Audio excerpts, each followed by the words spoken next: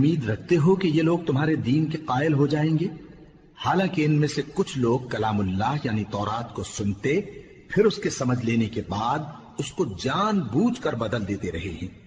اور یہ لوگ جب مومنوں سے ملتے ہیں تو کہتے ہیں ہم ایمان لے آئے ہیں،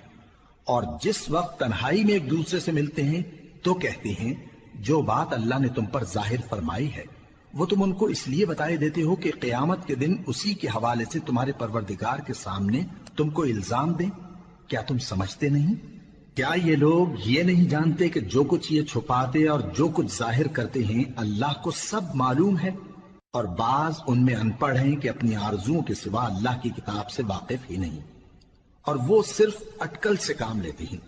سو ان لوگوں پر افسوس ہے جو اپنے ہاتھ سے کتاب لکھتے ہیں اور کہتے یہ ہیں کہ یہ اللہ کے پاس سے آئی ہے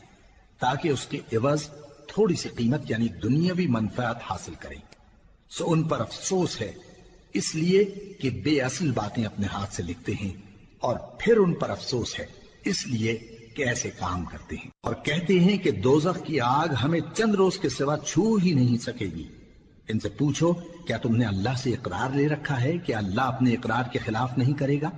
یا تم اللہ کے بارے میں ایسی باتیں کہتے ہو جن کا تمہیں مطلق علم نہیں؟ ہاں کیوں نہیں،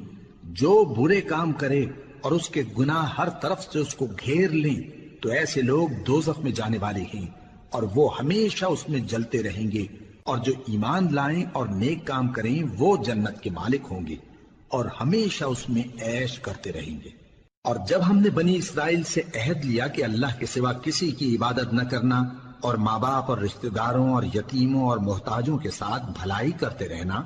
اور لوگوں سے اچھی باتیں کہنا، اور نماز پڑھتے اور زکوٰۃ دیتے رہنا، تو چند آدمیوں کے سوا تم سب اس عہد سے منہ پھیر کر پلٹ گئے۔ اور جب ہم نے تم سے عہد لیا کہ آپس میں کچھ تو خون نہ کرنا اور اپنوں کو ان کے وطن سے نہ نکالنا، تو تم نے اقرار کر لیا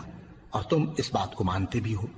پھر تم وہی ہو کہ اپنوں کو قتل بھی کر دیتے ہو اور اپنے میں سے بعض لوگوں پر گناہ اور ظلم سے چڑھائی کر کے انہیں وطن سے نکال بھی دیتے ہو،